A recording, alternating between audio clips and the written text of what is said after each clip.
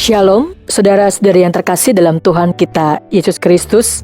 Dalam kehidupan kita sekarang ini, ada begitu banyak tantangan, godaan, bahkan juga cobaan yang Tuhan izinkan untuk kita hadapi. Sebagai seorang pengikut Kristus, kita harus menentukan sikap bagaimana merespon ketika kita ditempatkan pada satu cobaan yang senantiasa membentuk kita menjadi pribadi yang dewasa. Untuk itulah, kita senantiasa diingatkan bahwa dalam kasih tak ada ketakutan, karena Allah senantiasa menopang kita sekalian. Sebagaimana dalam 1 Yohanes 4 ayat ke-6 dinyatakan, Allah adalah kasih, dan barang siapa tetap berada di dalam kasih, ia tetap berada di dalam Allah, dan Allah di dalam Dia. Gema Kasih Indonesia ingin menyatakan, sebagaimana topik kita pada saat ini, ketika Anda dicobai. Bersama dengan kita telah hadir Pendeta Suryadiniman dari GKI Cipinang Indah, bersama dengan saya, Pendeta Waru Indias Tobing, dan kita akan membahas topik ketika Anda dicobai. Silakan, Pak. Saudara-saudara yang dikasihi oleh Tuhan Yesus Kristus, sahabat Gema Kasih Indonesia. Kita percaya bahwa kasih setia Tuhan yang memberkati kita, tetapi dalam kenyataan kehidupan sehari-hari, kita akan mengalami banyak tantangan dan bahkan cobaan. Marilah kita membaca firman Tuhan dari Matius pasal yang keempat, ayat 1 sampai ayatnya yang ke-11. Pencobaan di padang gurun. Maka Yesus dibawa oleh Roh ke padang gurun untuk dicobai iblis. Dan setelah berpuasa 40 hari dan 40 malam, akhirnya laparlah Yesus. Lalu datanglah si pencoba itu dan berkata kepadanya, "Jika engkau anak Allah, perintahkanlah supaya batu-batu ini menjadi roti." Tetapi Yesus menjawab, "Ada tertulis, manusia hidup bukan dari roti saja, tetapi dari setiap firman yang keluar dari mulut Allah." Kemudian iblis membawanya ke kota suci dan menempatkan dia di bumbungan bait Allah. Lalu berkata kepadanya, "Jika engkau anak Allah, jatuhkanlah dirimu ke bawah. Sebab ada tertulis, mengenai engkau ia akan memerintahkan malaikat-malaikatnya, dan mereka akan menatang engkau di atas tangannya, supaya kakimu jangan terantuk kepada batu." Yesus berkata kepadanya, "Ada pula tertulis, jangan engkau mencobai Tuhan Allahmu." Dan iblis membawanya pula ke atas gunung yang sangat tinggi dan memperlihatkan kepadanya semua kerajaan dunia dengan kemegahannya. Dan berkata kepadanya, "Semua itu akan kuberikan kepadamu jika engkau sujud menyembah aku." Maka berkatalah Yesus kepadanya, "Enyahlah iblis, sebab ada tertulis, engkau harus menyembah Tuhan Allahmu, dan hanya kepada Dia sajalah engkau berbakti." Lalu iblis meninggalkan dia, dan lihatlah, malaikat-malaikat datang melayani Yesus. Saudara-saudara yang dikasihi oleh Tuhan Yesus Kristus, memang yang paling sering dijumpai ketika kita dalam pencobaan, katakanlah dalam keadaan sakit. Ketika kita sakit, maka kita mengalami kelemahan tubuh. Dan dalam keadaan kita mengalami kelemahan tubuh, maka kita bertanya kepada Tuhan, "Tuhan, apa maksud dan rencanamu? kenapa aku seperti ini? Kenapa Tuhan tidak menolong aku? Saudara yang dikasihi oleh Tuhan Yesus Kristus, bahkan ketika yang mengalami itu adalah katakanlah orang yang percaya, yang setia, bahkan juga yang sering melayani Tuhan. Maka ia akan berkata dalam hati, Tuhan, mengapa Engkau tidak segera menolong aku? Bukankah aku telah memberikan semua waktu, tenaga, pikiran untuk melayani Engkau? Tetapi mengapa aku ditimpa sakit penyakit ini? Dan itulah yang terjadi dalam kenyataan keseharian. Ketika kita mau bicara sekarang tentang mengapa Anda dicobai, kita ingat bahwa manusia tidak terlepas dari cobaan. Begitu ya, Pak Suryadiniman, terima kasih Pak. Dari paparan yang tadi Bapak kemukakan, satu hal yang saya tangkap, ketika pencobaan yang paling sering orang alami, ketika sakit ya Pak? Sakit. Ya, jadi ada berbagai macam pencobaan yang menghampiri kita, dan salah satunya, kalau dibilang yang paling sering, begitu ya Pak, sakit. Pertanyaannya Pak, apakah ketika kita sakit, maka itu kita pandang sebagai pencobaan yang dari Tuhan, sehingga punya pergumulan iman untuk kita mengelola perasaan kita, melatih cara berpikir kita, sehingga sebagai orang beriman pula, kita bisa merespon dengan tepat, mengambil pilihan sikap hati kita. Karena tadi Bapak katakan, orang yang seperti kita nih Pak ya, wah sudah melayani Tuhan, ketika kita sakit kita bertanya mengapa? Atau juga orang kebanyakan ketika sudah berbuat baik, tapi ketika sakit, mengapa harus saya? Begitu ya Pak. Ini yang seringkali menempatkan seseorang seperti topik kita pada saat ini pemirsa, ketika Anda dicobai. Bagaimana Pak Suryadiniman? Ya, sebenarnya manusia akan selalu mengalami rasa sakit, dan karena kelemahan tubuh, bahkan selama manusia itu ada di dalam dunia ini, tidak terlepas dari sakit. Tetapi iblis menggunakan sakit itu mencobai manusia supaya manusia jauh dari Tuhan, bahkan menyangkal Tuhan.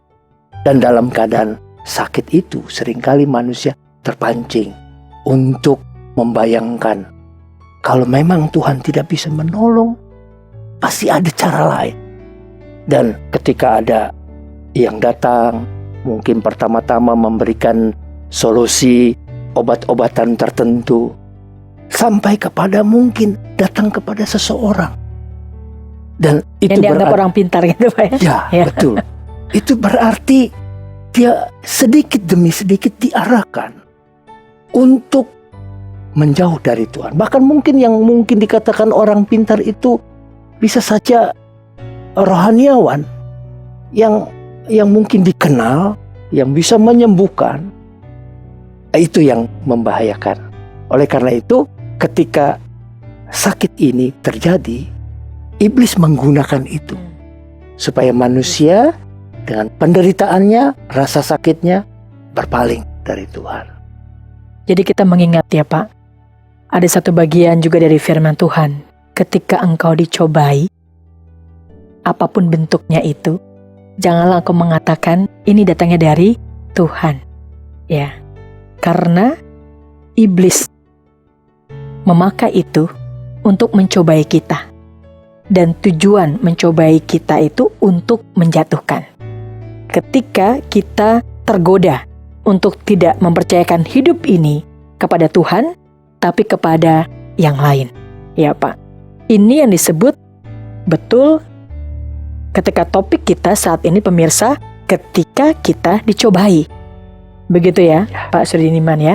Selain sakit Pak, apakah ada hal-hal yang lain yang seringkali dialami oleh kita sebagai orang-orang percaya kepada Kristus, kepada Tuhan dalam menggumuli berbagai persoalan, permasalahan, dan kita merasa ini saya sedang dicobai.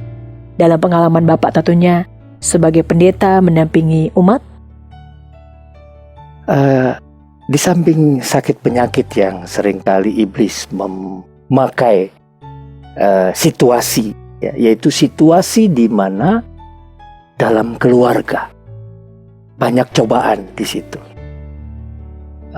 Ketika manusia berhadapan dengan situasi keluarga yang sangat-sangat menggoda, itu membawa satu keputusan yang tidak mudah. Ketika orang itu percaya kepada Tuhan, maka godaan dan cobaan itu bisa dihindari. Tetapi kalau dia tidak dekat dengan Tuhan, maka lama-kelamaan keluarganya akhirnya berantakan. Justru ada ungkapan semakin dekat dengan Tuhan, begitu banyak cobaan ya Pak. Betul, betul. Tetapi dari apa yang Bapak ungkapkan juga tadi, pencobaan itu menjadi bagian dalam kehidupan yang harus kita hadapi, dan iblis memakai itu untuk menjauhkan kita dari Tuhan. Padahal kita bisa menghadapi pencobaan itu hanya bersama dengan Tuhan. Iya Pak. Karena seperti yang tadi Pendeta Suryadi Niman sudah bacakan juga dari Injil Matius pasal 4 ayat pertama sampai dengan yang ke-11 ini, manusia kita semua dicobai ya Pak.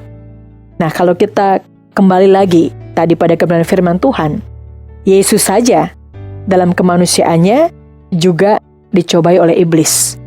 Dan dari apa yang tadi Bapak telah kemukakan berdasar dari Matius 4 ayat 1 sampai dengan 11 ini, ada begitu banyak bentuk cobaan yang Yesus hadapi. Begitu ya Pak ya, sangat jelas sekali di sana dikatakan dari ayat yang pertama, maka Yesus dibawa oleh Roh ke padang gurun untuk dicobai iblis. Pemirsa, bukan dicobai Tuhan. Ya Pak, silakan Pak. Ya, dalam bacaan kita jelas dikatakan bahwa iblis yang mencobai. Termasuk di sini ketika Tuhan Yesus mau melaksanakan tugas pertamanya. Dia setelah berpuasa 40 hari, maka dia lapar. Nah, iblis melihat satu titik kelemahan kemanusiaan Yesus dan kemanusiaan kita, yaitu rasa lapar. Orang kalau sudah lapar, tentunya apapun bisa dilakukan. Apapun bisa diperbuat, bahkan bisa membunuh sekalipun demi untuk dapat makanan tadi. Nah, oleh karena itu ketika Tuhan Yesus dicobai, itu pertama-tama itu kebutuhan dasar manusia, yaitu makanan. Yesus mengetahui bagaimana cara iblis untuk melemahkan manusia dengan mencobai dengan makanan ini. Oleh karena itu Yesus menjawabnya dengan apa yang sesuai dengan kehendak Bapa di sorga, yaitu manusia hidup tidak hanya dari roti saja. Kata saja itu menunjukkan memang kita membutuhkan. Tapi manusia tidak hanya makan sehingga hidup, tapi firman Tuhan. Karena manusia adalah ciptaan Tuhan. Ketika manusia dihembuskan nafas, maka manusia itu hidup. Dan di dalam dunia untuk pemeliharaan kehidupan itu, dia harus makan. Tapi kehidupan itu sendiri asalnya dari Tuhan dan anugerah dari Tuhan. Itu sebabnya ketika iblis hendak mencobai supaya batu-batu menjadi roti, maka Yesus mengatakan bahwa manusia hidup bukan hanya dari roti saja, tapi dari setiap firman. Oleh karena itu, menarik ya Pak ya, sangat menarik sekali apa yang diungkapkan oleh Pendeta Suryadi Niman. Namun kita harus break sebentar Pak. Pemirsa, kita akan melanjutkan pembicaraan kita ini setelah yang satu ini.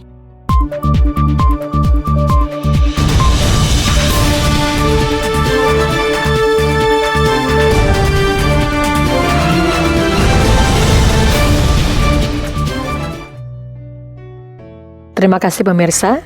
Kita melanjutkan lagi Pak Suryadi Niman. Tadi sudah hal yang pertama yang Yesus hadapi ketika dicobai oleh iblis melalui makanan ya Pak. 2 hal lagi Pak. Yang kedua, sebenarnya cobaan iblis ingin mengangkat bahwa Yesus itu adalah anak Allah. Jikalau engkau anak Allah, maka egonya ditinggikan dulu. Harga diri. Harga diri di situ. Jadi yang kedua ini tentang harga diri. Sehingga ketika dia dibawa ke bumbungan bait Allah, lalu dia disuruh untuk terjun ke bawah. Menjatuhkan dirinya. Menjatuhkan dirinya. Maka iblis mengatakan ada tertulis gitu ya, bahwa malaikat-malaikat akan menatang engkau. Nah di sini harga dirinya ingin ditunjukkan. Nah seringkali memang iblis menggunakan cobaan-cobaan yang bukan hanya dari luar, tapi dari dalam diri sendiri. Nah sehingga seringkali kita juga mencobai diri kita sendiri juga. Iblis yang mencoba untuk menggerakkan ego kita. Katakanlah tadi misalkan ketika ada orang yang memang sudah sakit darah tinggi, tapi dia melihat makanan yang potensi untuk membuat dia semakin naik darahnya, dia katakan, aduh gak apa-apa Tuhan, ini hanya sekali saja, dalam nama Yesus kata dia makan. Ya sama juga dia karena berarti saya anakmu gitu ya. Anakmu Pasti tidak sakit. Tidak sakit. Nah itu membuat dia mencobai dirinya sendiri, egonya. Di sini iblis sebenarnya memancing supaya ego Tuhan Yesus itu betul-betul dinampakkan dan akhirnya dia jatuh dalam pencobaan iblis. Itu yang kedua. Nah, yang ketiga adalah kita tahu bahwa dunia dengan segala keindahannya tentu bukannya tidak menarik. Menarik untuk dimiliki, menarik untuk dinikmati, menarik untuk dijalani sebagai manusia yang normal.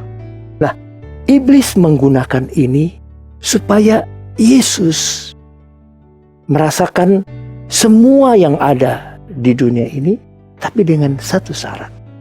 Dia harus menyembah iblis. Memang dunia ini bisa saja iblis yang menguasai, iblis yang memiliki. Dia diberikan kuasa untuk dunia ini. Nah, oleh karena itu, tapi kuasanya terbatas ya, Pak? Terhadap dunia ini saja, tidak di sorga. Iya. Nah, Yesus mengajarkan kepada kita bahwa manusia hidup bukan hanya di dunia ini saja, tapi di sorga. Nah, oleh karena itu jangan lepaskan keyakinan kita kepada Tuhan, baik di dalam dunia maupun nanti lebih lagi di surga. Nah, iblis mencoba dengan daya tariknya supaya kita jauh dari Tuhan dan menikmati dunia ini dan percaya kepada iblis dan akhirnya menyembah iblis. Nah, oleh karena itu keberhasilan daripada Yesus ketika dia dicobai iblis adalah pertama-tama dia mau senantiasa dekat dengan Bapa di sorga. Artinya dari 3 hal itu ya Pak ya, yang Yesus hadapi dalam kemanusiaannya ketika dicobai oleh iblis. Yang pertama masalah makanan, harga diri, ya Pak, dan yang terakhir kuasa. Ya, bahwa semuanya akan diberikan kepada Yesus kalau dia menyembah iblis. Itu yang dihadapi Yesus pada zamannya, ya Pak. Ternyata Yesus kuat. Ya, nah ini yang Bapak akan lanjutkan, ya Pak ya. Pemirsa, kita akan melanjutkan. Kalau tadi Pak Sudadiman menegaskan ada 3 hal yang Yesus berhadapan dengan: makanan, harga diri, tahta, kuasa itu. Dan Pak Sudadiman akan menambahkan bagaimana nih Pak, ya Yesus dia menghadapi dalam kemanusiaannya ya Pak, kok bisa kuat menghadapi 3 hal ini Pak?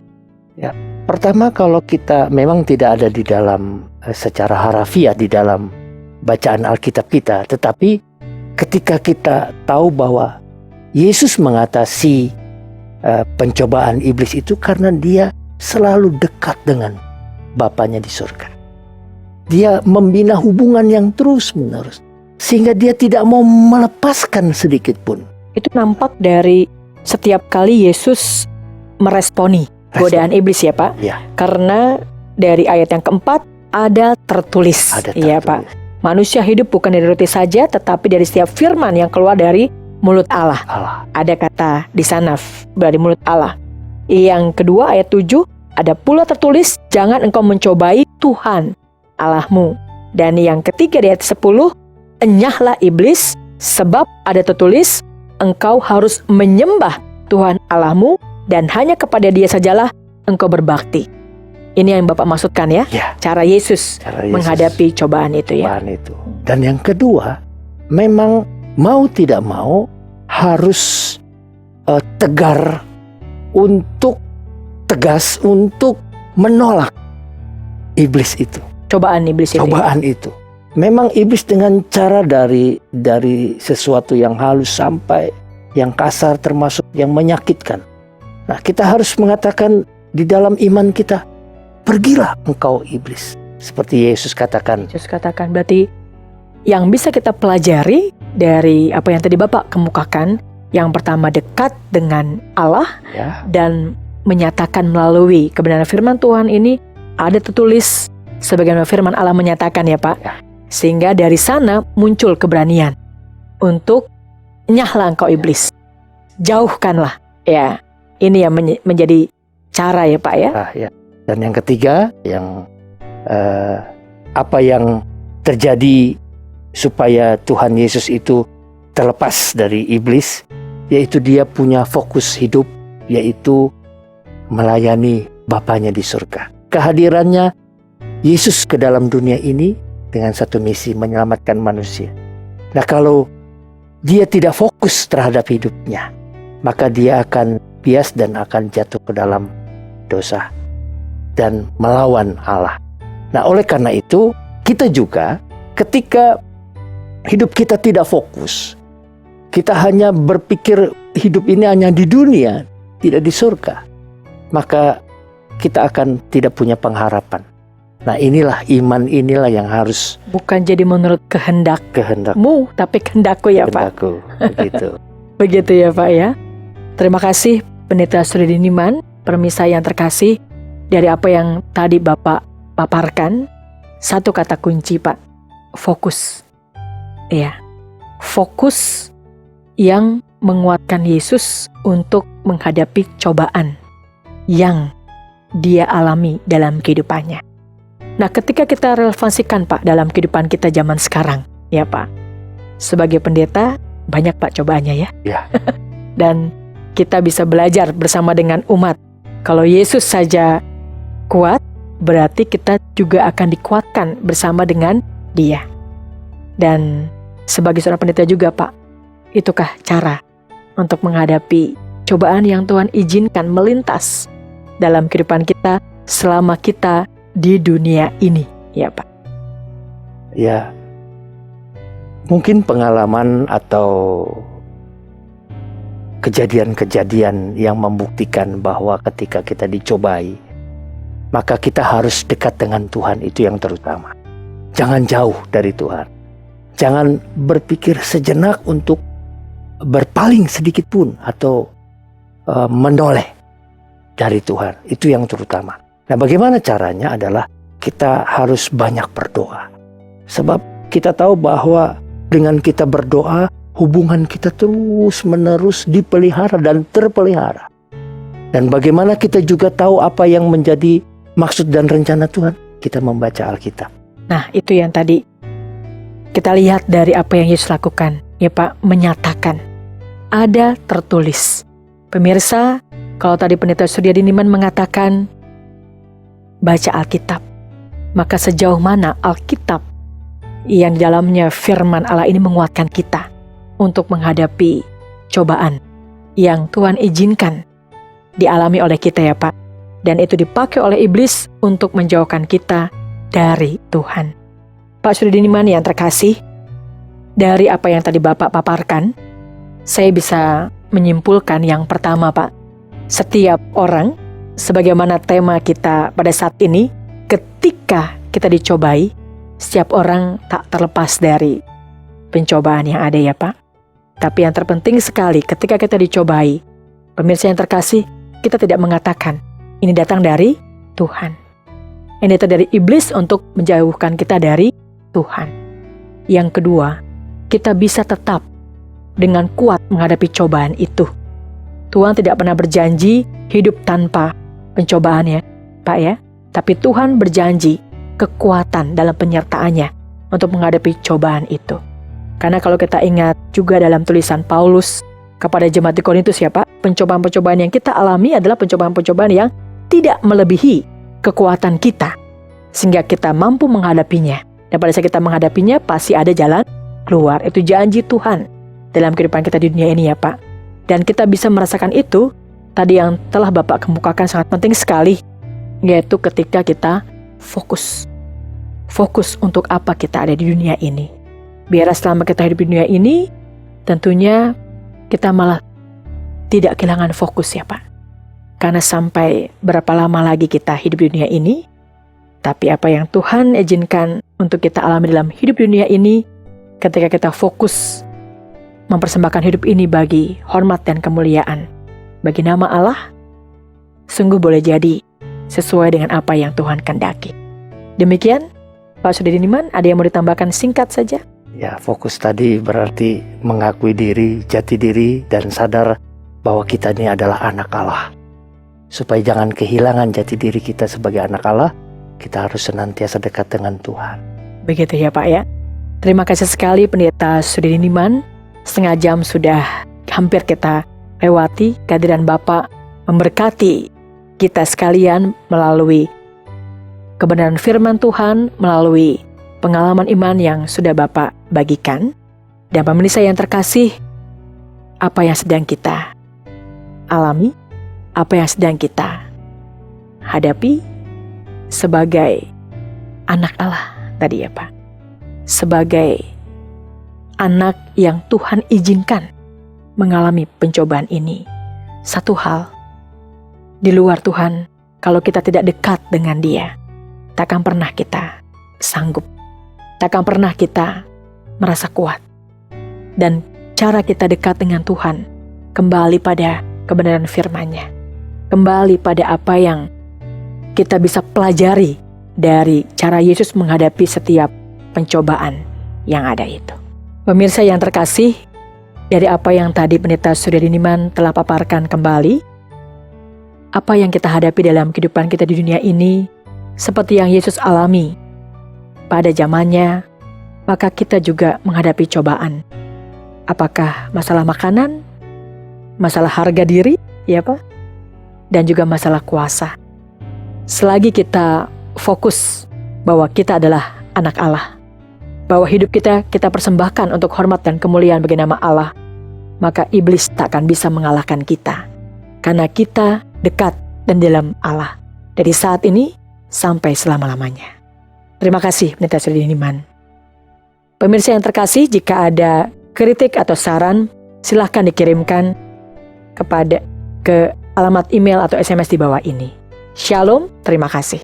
Terima kasih Pak.